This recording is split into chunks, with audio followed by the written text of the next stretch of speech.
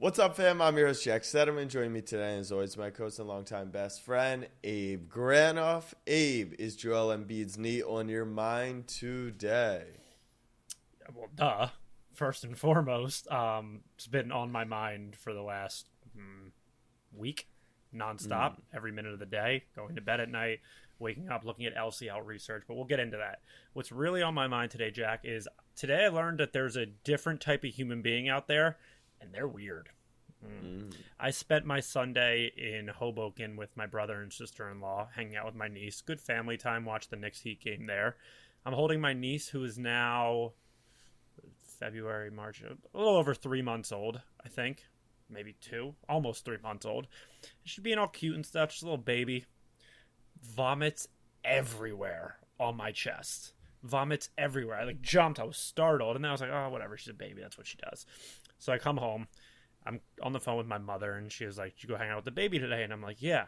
She's like, how was it? How cute? I was like, she's adorable, blah, blah, blah, blah, blah. Except she threw up all over me. And my mom goes, aw, I haven't had that joy yet. What? We get joy just because they're babies when they puke on you? I understand the baby's cute and all. Like, cute or not, I don't want someone puking on my chest. And I just learned that. I was like, why do you want that? She's like, oh, it's so special when the little baby spits up on you. I said, she didn't spit up. She full-on vomited on me. Like, that's not chill. Like, she's got to get out of that phase. So I learned that people enjoy baby vomit on their chest. I, for one, right hand up, not one of those people. Don't think I'll be one of those people tomorrow. Don't think I'll be one of those people when I have my own child eventually. But yeah, baby vomit, regular vomit, prefer it not on my body. To be fair, you do watch the Sixers throw up all over themselves every single May. So maybe you low-key do like it. And we do like to laugh and point when others throw up on others. So maybe it's not for you, but you don't stay too far away from I didn't think that vomit in the spring is my bread and butter. I didn't think that was the angle in which that you would go with that story. Extremely applicable, so I'll give you props to that one. That was good. But yeah, I guess me and vomiting on people goes hand in hand during the spring. Well, let's talk about it. We're not going to start with game one. We're going to start with Joel Embiid's. Is it LCL. What does LCL stand for? You can't look it up. You can't tell me you're in the lab all day studying his something collateral ligament. Something collateral ligament, I believe. Yeah. Lateral collateral ligament. It inhibits their ability to move laterally or left to right, is what I've learned. Well, he doesn't really slide his feet on D, so that means he should be okay. So it's Sunday night when we're recording this. This will go live on Monday morning, the game or the day of game one. You are in what stage of grief right now? Okay, that's how you want to spin that too. You're being really subtle today. I'm asking you because yesterday you were in full-blown denial. It was honestly insane. Like, they were tweeting. They were literally saying he's not going to play, and you're like, he's playing. Doubtful to play. Okay, so hear me out, right? Today, they said he's doubtful to play. They said he was doubtful to play yesterday. He ain't playing, so tell me why. Yeah. Sure. So the injury happened supposedly, I want to say last Thursday was game 3, maybe 10 days off or something, maybe Friday. No, it was Thursday. He didn't play game 4 on Sunday. And on Sunday last week, it was reported by Woj that it was the injury was labeled as not serious and that he has a chance to play in game 1. And then Ramona Shelburne, as of Tuesday, I believe, who I've always said Ramona is one of the most plugged-in people in the media, said that the swelling had subsided and he was able to move around a little bit more than he was. And he was starting to feel a little bit better. So then yesterday comes, and you don't really hear anything from, let's call it Tuesday to Saturday. Sixers have practice yesterday. Doc goes up to the podium. Let me, before I tell you what Doc said, Jack, let me just ask you a question. If Doc Rivers came to you, you had no idea, whatever. He came to you and said, Jack, I have this pick for us tonight. This betting pick. Right off the bat, you think you'd be a little skeptical to take Doc Rivers' betting picks? I would be, personally. So Doc Rivers said, if I was a betting man, I would say he's doubtful. Didn't really practice, all this stuff. Whatever. I'm not one to look at Doc's win-loss.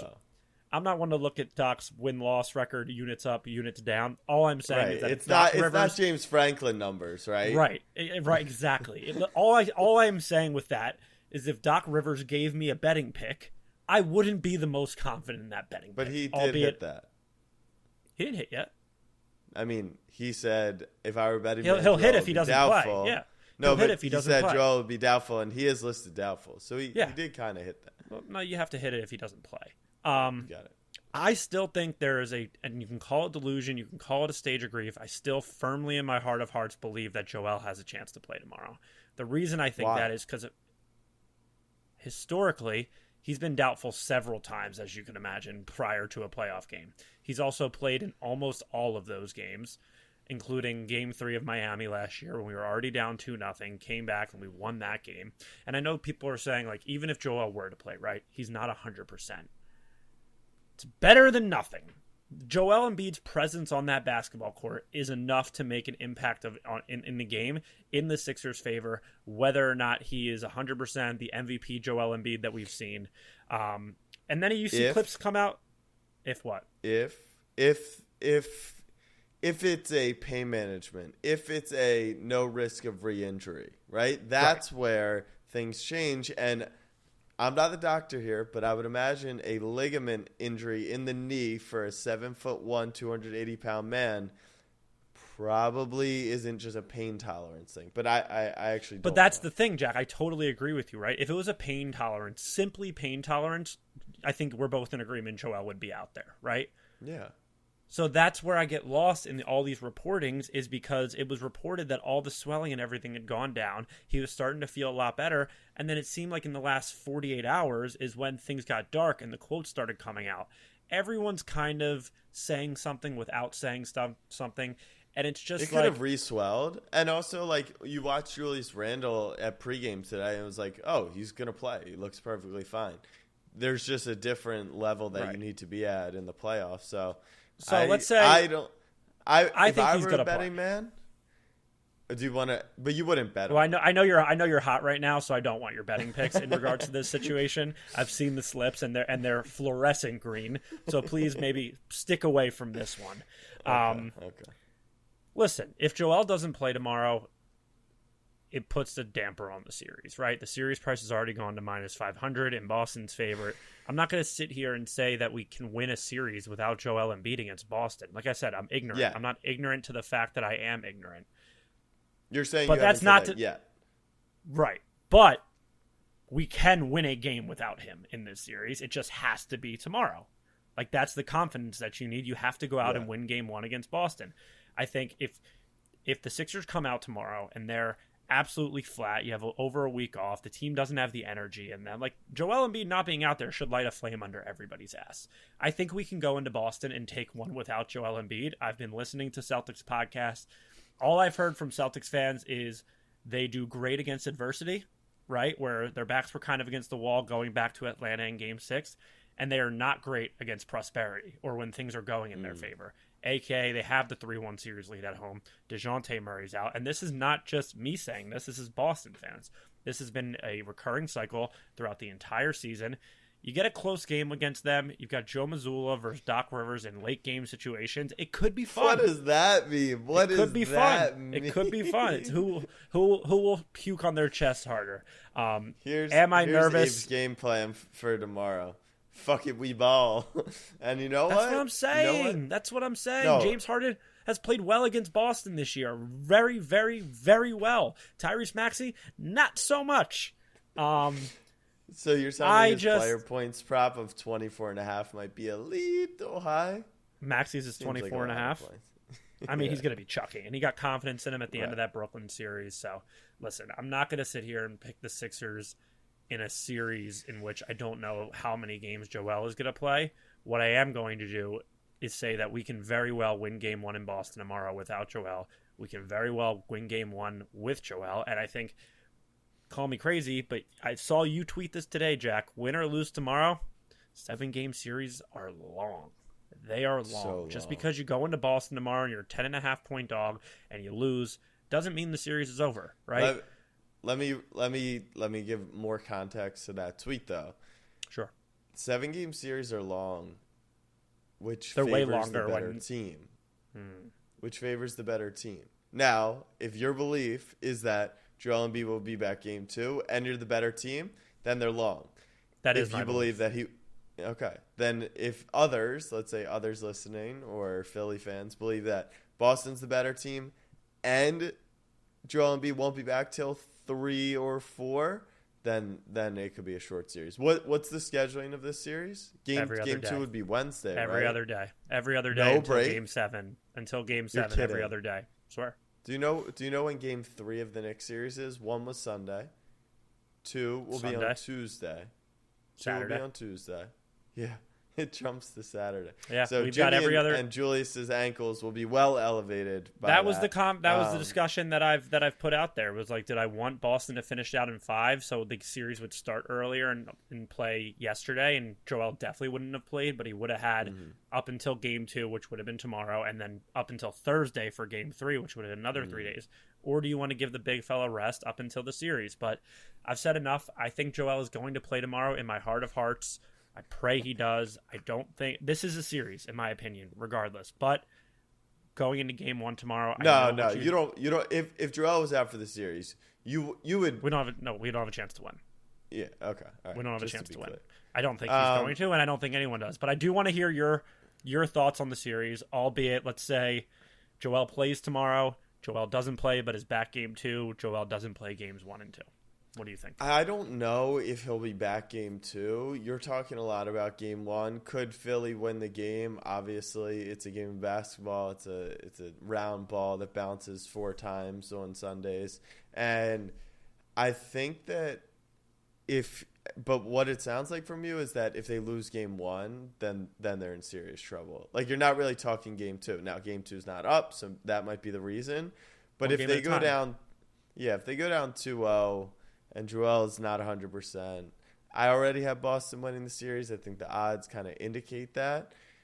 It's a long series, though. Maybe he'll be back. I just don't know if he'll be back. It's a knee. It's like a face is different. An ankle, a rolled ankle is different.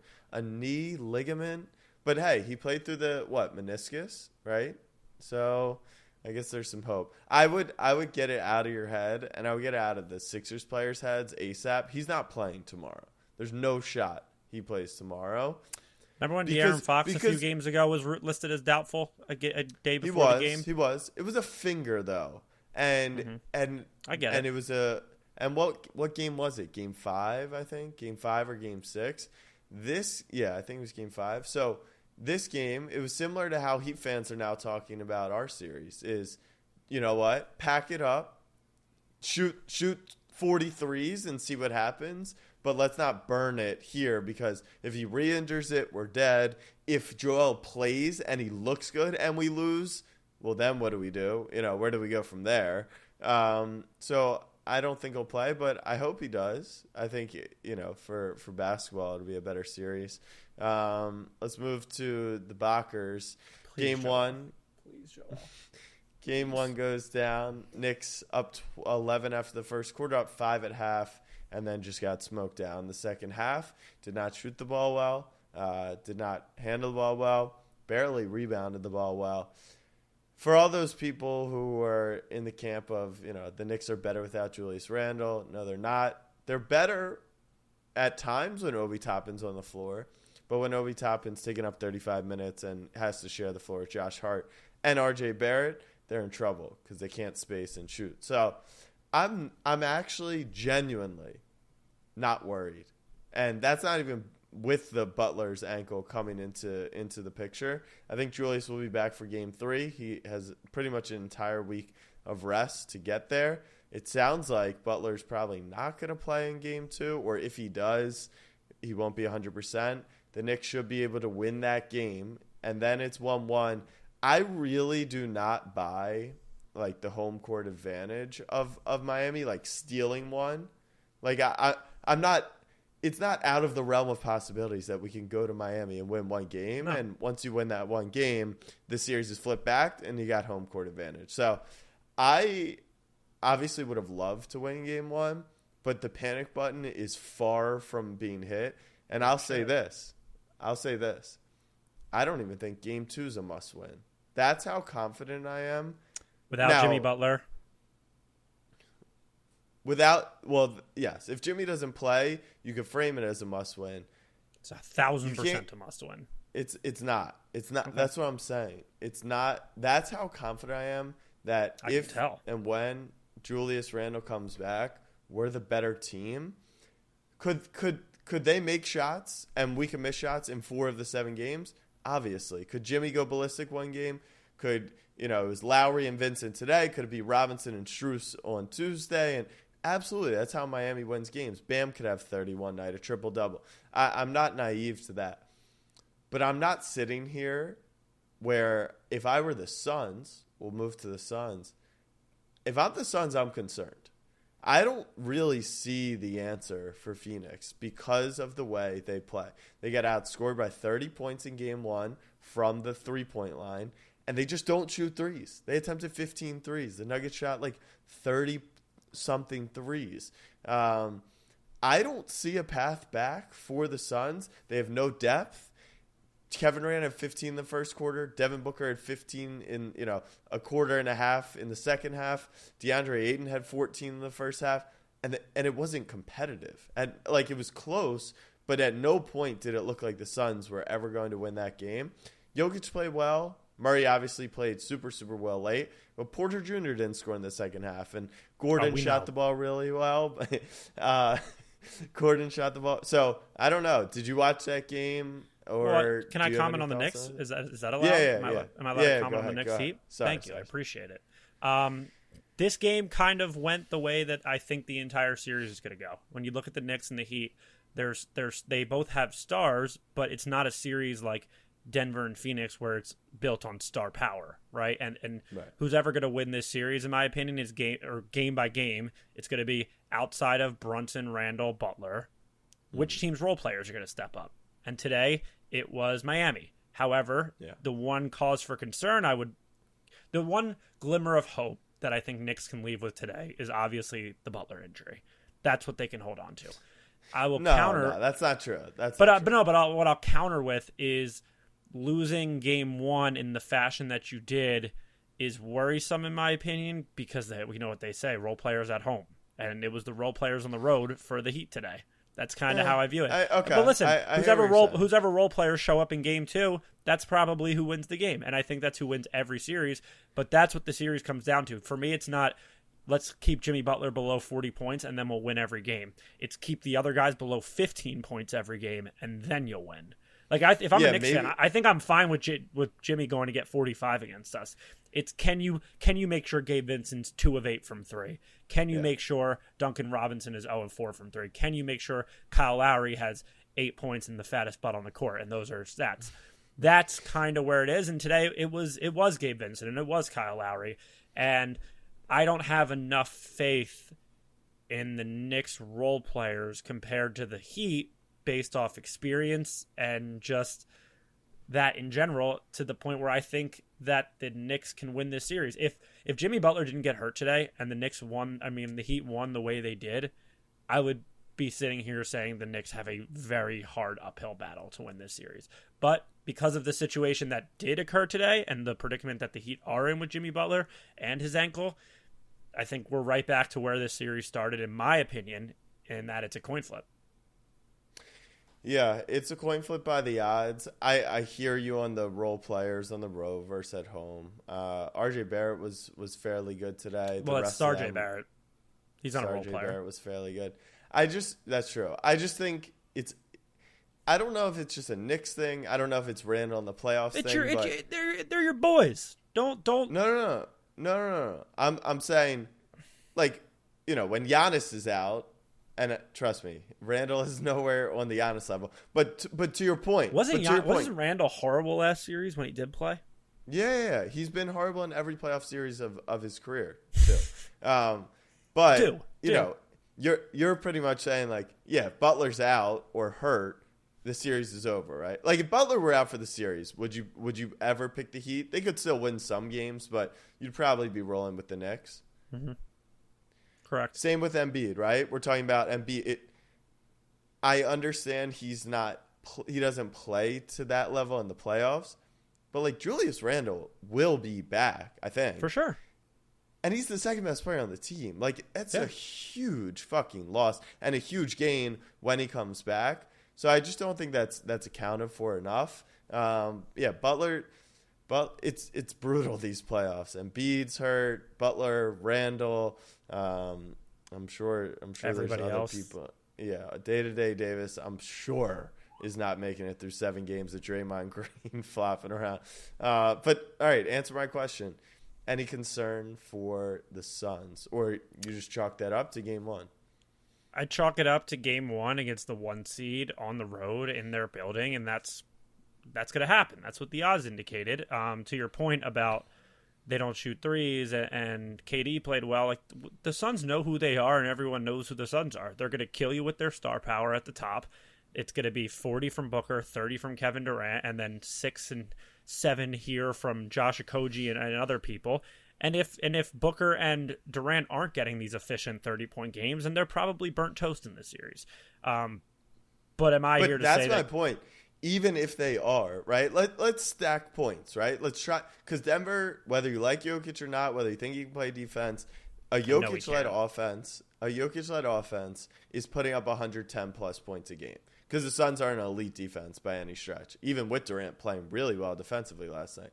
So how does Phoenix get to 110? Give Booker 35, give Durant 35, you're at 70. Find me 40 more points. Chris Paul gets 15, Ayton gets 15. You're still only at 100 points. So now between Landry Shamet, Okogie, and Torrey Craig, you need another 10 points. And that's only if you limit to Denver to 110. And that's if you can get 35 a pop from those 2 stars. It's just a lot to ask for. And the reason why, you want to know the reason why I'm confident betting Steph Curry's overs? Besides the fact he's like, watch him. Literally the fucking greatest player ever. And why I'm confident betting Jimmy Butler's unders in a game. 3-pointers versus not. Exactly. And that's literally the difference between Phoenix and Denver. It just was like Durant layup, think about this. Durant layup, KCP 3, the game is tied. You just need one less possession, and it's worth 50% more. It's a huge edge. So I just do not. Like, I think they would have lost the Clippers series if Kawhi and Paul George were playing. So I think they skated by there. And I've got Denver winning the series. Could it go 7? Sure. But I just think, once again, over time, I like Denver in the series. Kawhi Leonard was healthy after game 1. Russell Westbrook was healthy after game 1. The Clippers won game 1. And I think everyone there was still like, let's wait on Phoenix. Like, that's kind of how I view it last night. Last night was a loss, and I could easily see Phoenix come out and win the next 4 because they have Kevin Durant and Devin Booker and Chris Paul and DeAndre Ayton. And it's as simple as that. Chris Paul's my guy, but Chris Paul ain't that guy anymore. DeAndre Ayton is also. Did you see the clip last night of him? Yeah. That was crazy. I'm pumping the brakes on the Phoenix. Yeah. Are done. I don't need to bury them. There's obviously no interest in going that route and 0.0ing them, but I do think that that's the uphill battle. That's what I'm saying. If you're the Knicks, you see the path. Like you said, you just laid it out. I'm asking you, Abe, what is the path for Phoenix? Go be Kevin Durant and Devin Booker. That's good enough for me. They were, though. That's the problem. Kevin Durant had 7 turnovers. Is that going to happen every game? He did. He had 7 turnovers. They lost the turnover battle 16-9. It's like if it was the reverse of that, the inverse, and Phoenix won 16-9, do they win by 12? I don't think they lose by 18. I just don't know who on Phoenix is forcing those turnovers. Like, they're really bad defensively. Yeah. So we'll see. Yeah, of course, if Aaron Gordon doesn't hit 3 or 4 threes, that's a huge difference in the game. But I really like this Denver team. I'll tell you one thing. There's a similar landscape in the East and the West right now. Winner of Philly-Boston goes to the NBA Finals. Winner of Lakers-Warriors is going to the NBA Finals. We just saw Steph put up 50 in a Game 7. We saw the Grizzlies get Dylan Brooks. You wanted 40. well, there's your 40. You lost by 40 in Game 6. So I feel the same way that whoever wins this Warriors-Lakers series, which kind of kills me inside because I kind of think the Warriors are going to win, is going back to the finals. Yeah. I'm going to go on record and disagree with that statement. Well, not the Eastern Conference part of it. No, I genuinely believe that the Nuggets have a very, very good chance to get to the NBA Finals. But it's Game 1. No one's being buried yet. No one's burying the Knicks. No one will bury the Sixers. Definitely will not bury the loser of Dude, you Golden should State Sixers Twitter right now. What's their vibe? You want to know what their vibe is? The Sixers Twitter account. Well, I mean, I sent you the photo of Joel Embiid smiling in the huddle. I said, are you really smiling if you're not going to play tomorrow? Like, that's the vibe on Twitter right now. Looking into every single detail. The Sixers Twitter account tweeted this, like business tripping or whatever. You've got people zooming in on him. Who's the picture? It's of Joel. It was Harden. You've got people zooming in on him before. Is that Shake? Is that Joel? Who is that? Unfortunately, investigative journalism led me to believe that the blue jumpsuit that person is wearing is Nike. I mean, Embiid is an Under Armour guy, so that doesn't bode well. But Sixers Twitter right now is... Oh, you don't even think he's going to fly? Pressurized cabins, you know what they say. Yeah. First off, if he wasn't flying there, like, they would rule him out right now. He wasn't flying there. I mean, I think yeah, he could. Who did that? Someone did that in the NFL this year. They drove somebody like afraid of planes. No. It was somebody. It was someone on the Falcons or whatever that drove back because their wife was in labor, and then they came back for the playoff game. It was something like that. No, some player in the past drove because he could not fly due to the pressure. I think it was like a rib or his chest or something. Maybe Ryan Clark with his sickle cell stuff. No. Eagleson, look that up, and if we're wrong and this isn't a thing, just make up a name. I know for a fact it was a thing. Okay. I know for a fact. Who was it, though? All right, so Golden State wins Game 7 against Sacramento. Stephen Curry, how many points did he drop? Was it 50? Clean 50? Mm-hmm. 50 points. There's numbers out there, mostly presented by Barry McCockiner. There's been numbers out there on Steph Curry in Game 7s. He had never missed a free throw until today, but there's been other numbers that had shown he wasn't as clutch in Game 7s. He had faltered late in the playoffs. Well, not today. 50 points. It was a Curry game. If you're Sacramento, you like that you extended the series to 7 because anything could happen in Game 7. Unfortunately, the thing that happened in Game 7 was Stephen fucking Curry. Just special performance. So shout out to the Kings. I want to stop you there. I want to stop you there for the Kings. I'm talking to the Sacramento Kings right now, looking the fan base and them in the eye. Do not accept this year as progress. Please do not fall into the category where they say to themselves, back in the locker room, back in Sacramento, we just took one of the greatest dynasties ever, 7 games. We haven't made the playoffs in 20 because, Jack, the last thing I want the Kings to do if they're trying to actually build on this is just accept, like, you know what? This is the core that we need. Let's run it back and not kind of make any moves, just making marginal moves because they're happy with the success that they had this year. I can see a ton of complacency coming into the Kings this offseason for the sole fact of how special this year was for them and how much this year probably meant for them, for their fan base, for LED lights that shoot up into the sky, to the point where there's like, let's do it again. You know what? We've got a year under Mike Brown's system, year 2. Everyone will come back better, stronger, and it'll be the same thing. That's how you lead yourselves into the play-in tournament next year if you're Sacramento. And that's what I don't want them to do. I'm going to disagree with you again. I thought you were maybe taking the angle of don't convince yourself you're a piece away and trade like a bunch of guys. That's kind of the angle I'm going for. Like Atlanta, with the DeJounte trade. Like thinking that these are the pieces, but you just need one more to fit in.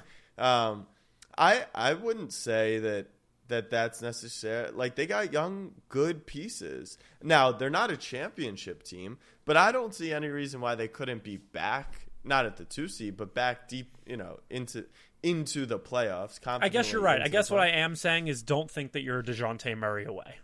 Don't go throw out all your assets for a a lower tier quote unquote star who could be half in, half out, a Gobert type deal, DeJounte Murray type deal. Because again, you need to look yourselves in the face and say, we are the Kings. So when a deal is looking good later this offseason and somebody comes available, like I'm trying to think who would be a perfect example. Well, let me ask you, what if they could get a star and all it took was Davion they're not a Bradley Beal away. They're not. I would have said they're like not too far away if Sabonis hadn't played like such a bitch in the playoffs. Like that's also the Warriors, and I think there is a lot to take away. I think, you know, people asked about the Cavs. Was it a failure this season? If Philly loses, it's a failure of a season. Even though they lost the playoff, you know, in the playoffs, this is a successful season. We can't deny that progress was made.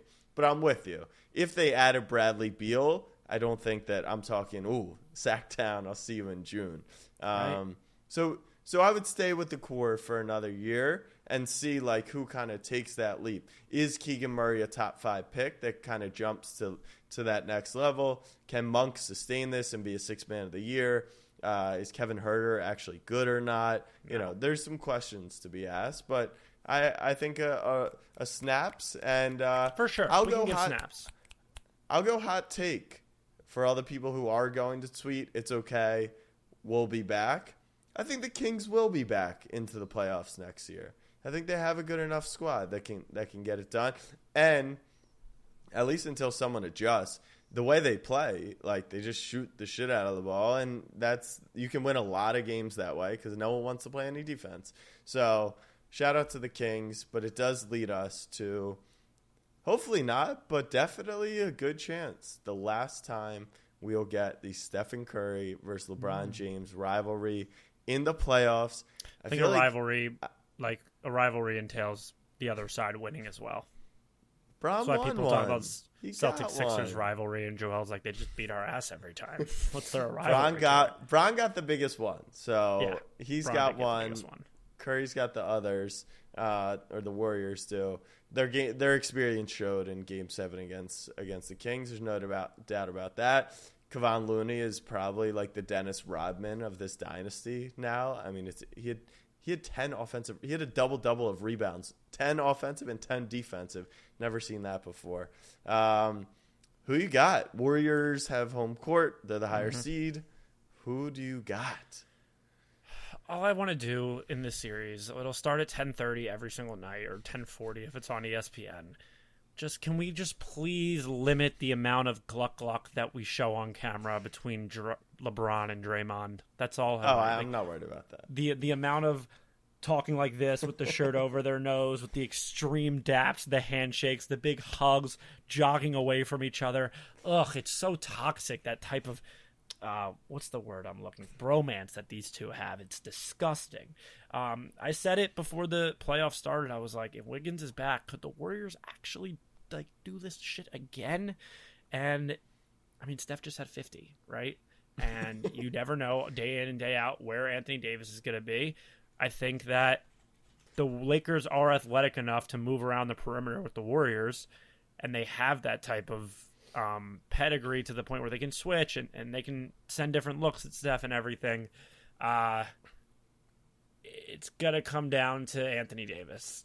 He's got to be 30 and 15 every game, in my opinion, for them to have a chance. And then whose role players are going to hit shots? Jordan Poole was horrible in this series. Austin Reeves was spectacular for the Lakers. You've got 31 from D'Lo in the closeout game. So it's outside of Steph, LeBron, and AD. Like, can Clay be efficient? Draymond's obviously going to have his foot on everyone's chest in this series. And I'm riding with LeBron, man. I'm riding with LeBron. I think with no KD on the other side of that team, he doesn't see fear in these Warriors like he used to. Like, there's no sense of fear. I'm going to go with the Lakers. I assume you're going to say no. But is there any legacy, I don't want to say altering. Like, I don't think anything comes out of this series where, like, oh, my God, Curry stamped himself as top 5, or, oh, my God, LeBron finally got an even team against the Warriors, the end of their dynasty, and ended them, you know, the heroics of that. But is there anything more than, it's a really entertaining second round playoff series? I don't think in this series that there's anything more to it, but where I thought you were going with it is if the Warriors somehow did this again, Steph got 5, there's a dialogue that needs to be had at some point. Like a real dialogue. Whoa, what's that dialogue? Bah! I'm just saying. If he gets a second finals by himself, finals MVP, I'm not going to be the one to start it. Because the Warriors, it's funny. It's like you can't decide, are their pieces really good or are they really not good? Complimentary. Like, is he carrying them or are they perfectly built for him? It is a complicated situation. Maybe it's both. If Curry goes through LeBron, takes out the Nuggets or the Suns. Let's say if Curry goes through LeBron, KD, and then Embiid.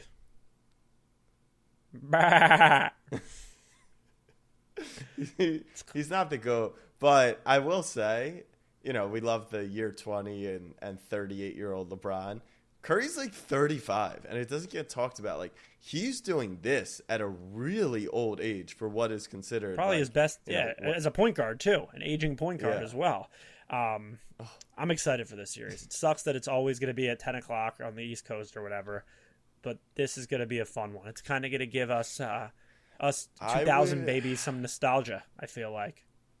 I would almost say, we're talking about legacy, and we're like, it's probably not going to affect. If you want the legacy conversation, go on Twitter.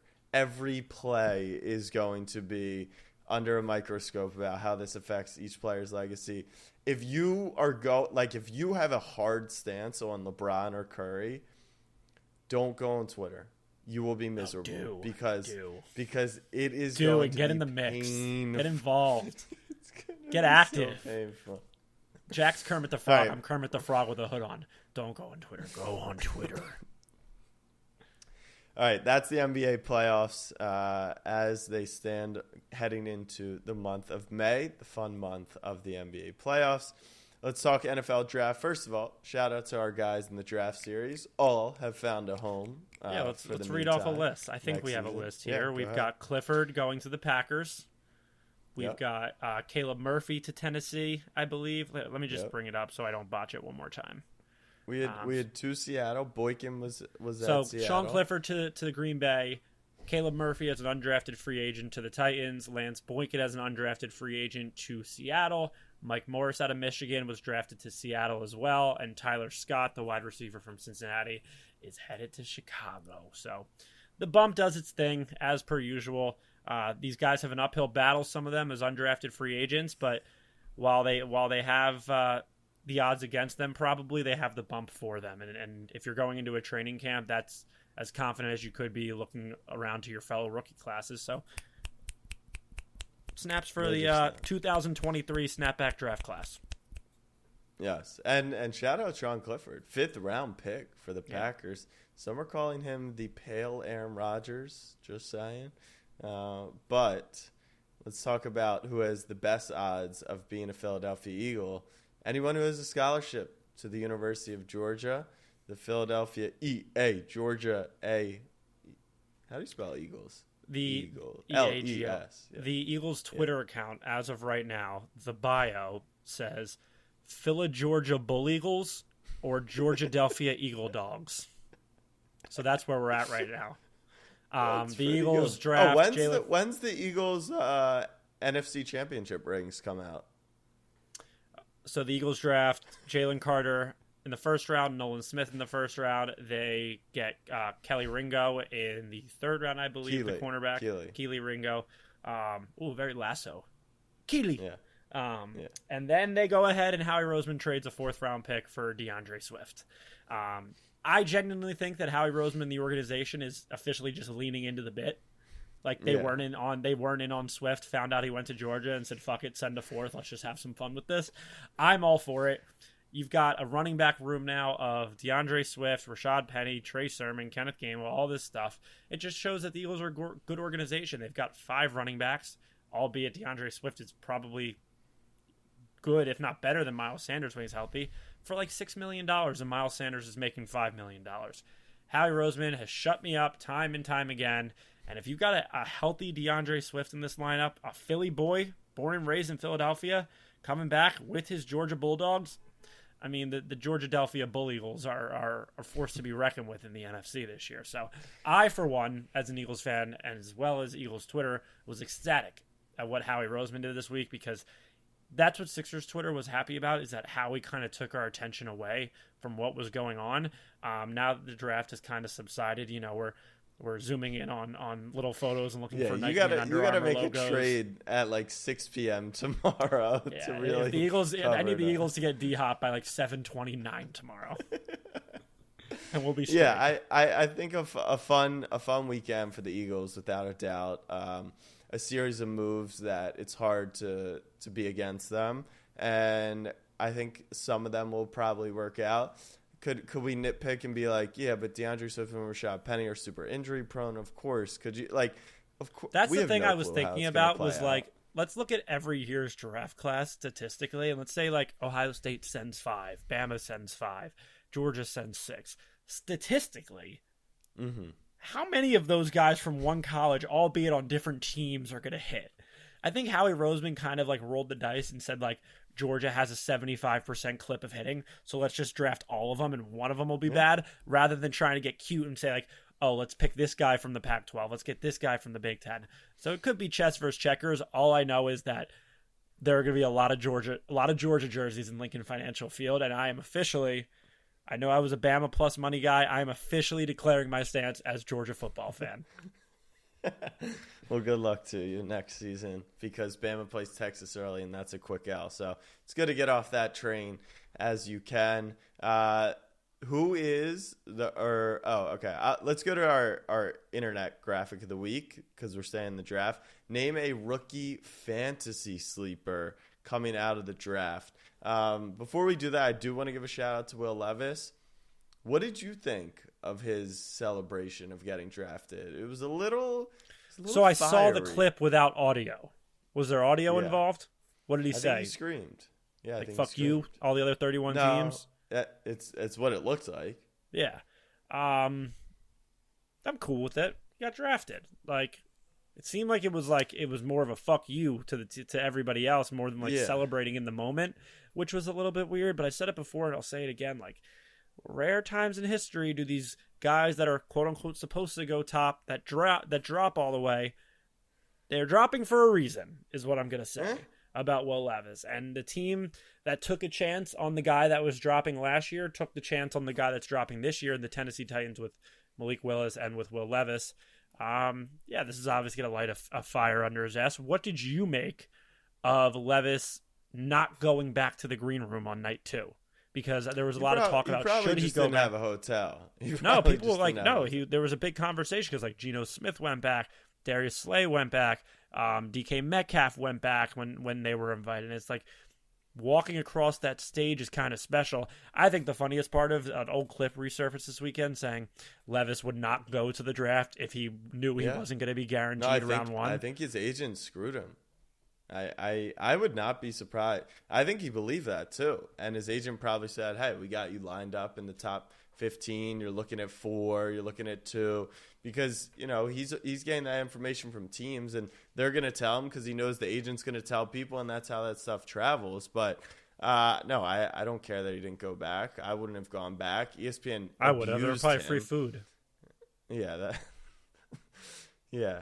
And as far as his reaction, it is a light a fire under my ass reaction. It is an FU to those other 31 teams. You got to do something with it. So I'm now rooting for him to go and be great. I would have no problem with him being awesome. So who is a fantasy sleeper for you? What do you have to be to categorize as a sleeper? I would say like you can't pick Bijan Robinson. The rest, I was gonna pick Jahmyr Gibbs. I mean, he's like gonna go in the top 5 rounds of a lot of drafts. Some people. All right, you know what? Let's be nice. Let's be nice. Let's go with Zay Flowers. Okay. Why not? I think he's automatically coming in and being the wide receiver 1 in Baltimore this year. OBJ's needs. Walmart Mecole Hardman coming off an injury last year, and Rashad Bateman. And, Lamar's got that vertical threat that he needs now, a little Hollywood Brown 2.0. Maybe he's better than Hollywood action. From all indications, it sounds like the Ravens' offense is going to look a whole lot different this year just based off scheme, right? Because what's his face? Greg Roman leaves. And you can bring in the new. Speaking of which, does that Georgia guy want to change his fucking mind? Come work with your boys. You need a coordinator, right? Coordinator. It's like, so I'm going to go with Zay Flowers. You got Lamar excited. He's got OBJ's mentorship. I'll be nice to Jack. I'm just throwing good karma out there because 24 hours from now, I'm going to be a fucking wreck. Did you draft anyone on the offensive side of the ball? I was going to try and return. We drafted a quarterback. You did? Yeah. Uh-oh. Should we talk about the Jalen Hurts hot seat? I don't know, man. I don't know. We drafted the Stanford quarterback who's got a real fucking, what's his, country club name. I got to find him. Okay. Where did he go? My fantasy sleeper. Tanner McKee. Tell me that's not a fucking lacrosse player. Yeah, it probably was at some point in time. My fantasy sleeper, I gotta look a little bit more. I'm not gonna lie. I'll go with Roshan Johnson out of Texas. He got drafted to the Bears, and I'm gonna say he's gonna be their goal line back. Okay, he's a running back. He was Bijan's backup, but I think he's gonna make for a really solid pro running back. Like a Jamal Williams type guy. That's what I'm saying. I think he'll score maybe 8 or 10 touchdowns. They've got Khalil Herbert, who's really good, and then they've got a second guy. But I think he's probably an injury away from being that Jamal Williams type. And so I'll give a shout to Roshan. Can I throw out one more out there? I fell in love with this guy this week. Jonathan Mingo, the receiver from Ole Miss who got drafted by Carolina. That was going to be my guy. Once they said A.J. Brown 2.0, I was like, yeah, I'm fucking in. And then I watched a lot of Bryce Young content this weekend. He's just really cute, in my opinion. He's saying the right stuff. He's got a nice voice to him. He's always smiling. Yeah. I like Bryce Young after what I saw this week. Yeah, I'm excited. I root for all these young guys to be good, unless they're drafted in the division, and then I don't root for the guy from Michigan, Mazzy. Forget his name. He's a D lineman. You're never gonna know if he's making an impact. If I do, that's. But you don't root against Micah Parsons because he wants. Well, that guy is just.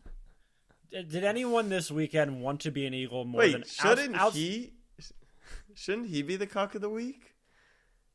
Perfect intro into Cuck of the week. I've got 2 Cucks of the week. The first goes out to Micah Parsons, who was actually in tears on Adam Lefkoe's show with A.J. Brown over the weekend when the Eagles drafted Jalen Carter. Can only imagine what he was feeling like when the Eagles traded for DeAndre Swift as well. I mean, the writing's been in the sand. He's always loved talking about the Eagles. He was an Eagles fan, I believe. He grew up in Pennsylvania. Micah, we've got room. We've got room, for sure. Come through. My second Cuck of the week goes out to Eagles fans specifically because goddamn parts of this draft were torture. Whose ever fucking brainiac idea it was to have the draft in the city of the reigning Super Bowl champions should be fired immediately. The draft is for teams that are never going to have that type of prosper, right? That are never going to have those types of events. The bar revenues aren't going to be out the ass because they don't play deep into the postseason. The draft should be in somewhere like Miami. Sick location, not a lot of promise for their football program. That's where the draft needs to be. Detroit, Cleveland, those types of area. Don't put it in the reigning Super Bowl champion city because, Jack, I actually thought for a little while after it subsided 2 months ago that I was getting over the Eagles Super Bowl loss.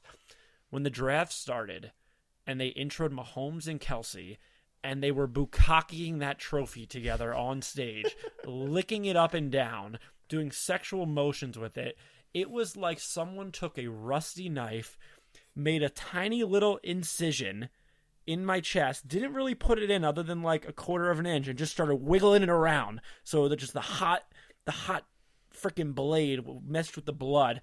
It was such torture, and they wouldn't take the camera off of Mahomes and Kelsey making out with this trophy, and I thought I was over it. And then I actually on Thursday night got teary-eyed watching them have this trophy.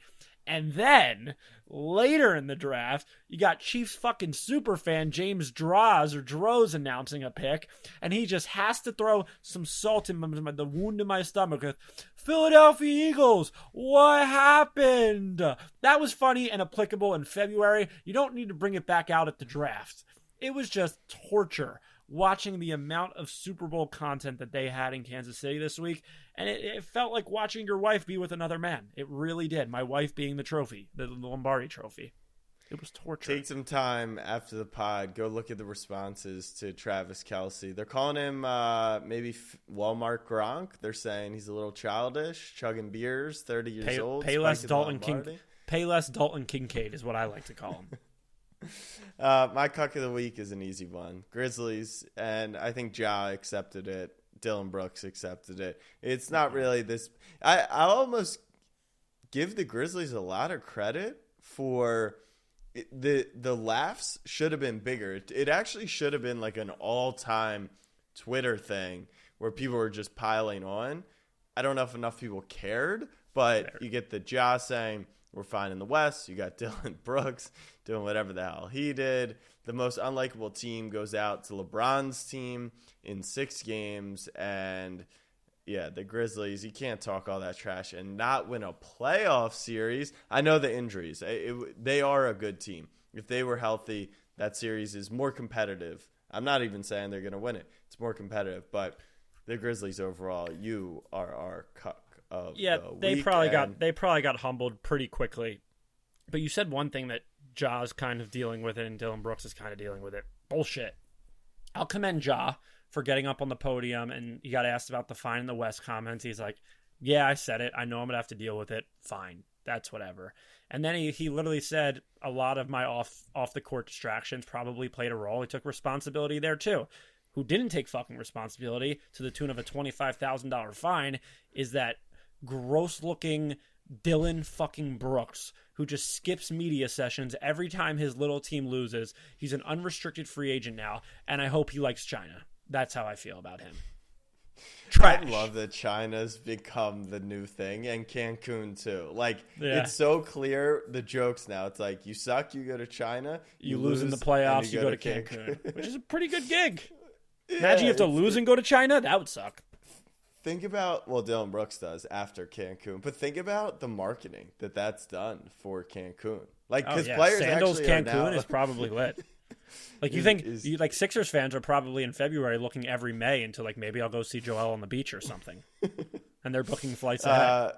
Monday mailbag from stock up to the Cancun economy. In the Discord said, not a question, but I hate being a Grizzlies fan. I feel you should. Hey, what's right. the shout? Do we have a name on that guy?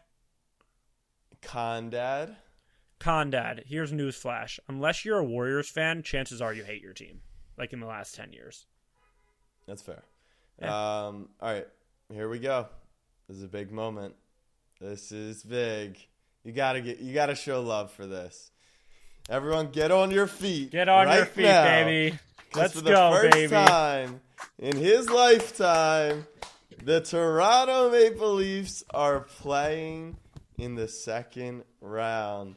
They went in overtime. The captain, the promise was kept. The pajamas paid off. 30 years of John Tavares' life to deliver this championship first-round victory to the city of Toronto. And he delivered. The GOAT scored in Game 6. His team's different, Eagleson. Torrey Holt was out of the lineup. There was sandpaper all over the place. I don't know. Who's your boy? The boy that played receiver Justin on the St. Louis Rams, Torrey Holt? Justin Hall's Dude, out you got of the lineup. front line, the Leafs front line of Torrey Holt, Mark Brunell, and Marshall Faulk. Marshall Faulk is something to behold. But the Leafs did it. Eagleson, I'll shut up and listen. Talk us through. How are you feeling? I mean, I just wanted to play this quickly. Do you really want to know where I was April 29th? Where were you April 29th, everyone? All Just right. fucking remember it because the Leafs went to the second round. The second round of the playoffs. Abe was talking to me before the episode started. He asked me, when does the series start for Boston or Florida? I said, I have no fucking clue. I've never been here, but I'm so goddamn excited. I don't even know what to do with myself. I'm the biggest Florida Panthers fan right now. Actually, they're playing right now, but we finally They're did up it. 1-0. The biggest. The Florida's up 1-0. After 1-0 Panthers. Oh my God! Imagine if they. Okay, well, I'll dial it back for a second. They learnt how to win, not how to not lose, which is what they've been doing this entire time. They won all 3 games in Tampa. All in overtime, big comebacks. They proved that this team is different. 4-1. It was 4-1 has a different meaning now. And all that is all those monkeys are off our backs. That Boston game, like that's what I'm talking about with that 4-1 third period. Whole new meaning. This team is different. We're going to win the fucking cup. Brother, what I say. Yeah. What I say. I know what you said. One game at a time. One game at a time. Okay? Also, Jack, did you notice he said that historically he said the Leafs have done this thing where they just don't lose. They not lose is what they do, and that's not what they did in this series.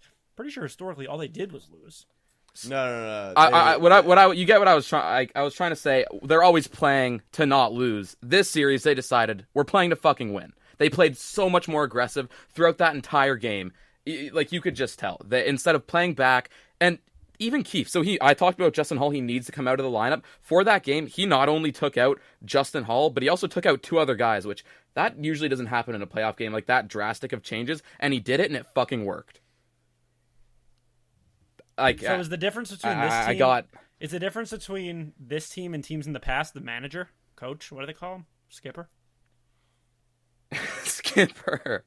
No. I mean, he just made better like adjustments, I guess. But no, it's been the same coach and the same GM. Pretty much, there was a coaching change in between those 7 years, about halfway through. But I wouldn't put it on that fully. Austin Matthews, after the game, everyone's celebrating in the background. The reporter, they're on the ice with him, just stoic. We're worried about Boston or Florida now. Like, it's on to the next one. I'm like, this guy's the fucking GOAT. We're going to win. We're going to win. Unlike Eagleson. But as I said, the fans should celebrate, and they don't need to stay locked in. The players need to stay locked in. Do your celebrating. Drink some beers. We will. Congratulations. We will see you in round 2. Amazing stuff. I'll let you know, Eagleson. I know I told you about the second round a lot. It's not the best place to be. I'm just letting you know. I've heard that. It's over not these that past few fun. years on the podcast. It's really not that fun. Yeah. I'm hoping that can go differently than it's gone for the Sixers the past few years. Maybe it's just the I hope Embiid's okay. I'm cheering for you too, Abe. Fuck yeah. Let's go. Because Jack has been so sarcastically because he got caught in a shitty take saying that, oh, I really hope Joel's knee is elevated right now. Jack, you're such a scumbag. It's actually impressive. I mean, we'll call a full timeout here. You're the one who twisted my words. I didn't twist any words. Yes, you did. Yes, you Eagleson, did. did Jack not say last episode that Giannis doesn't have enough help? That's not what I said.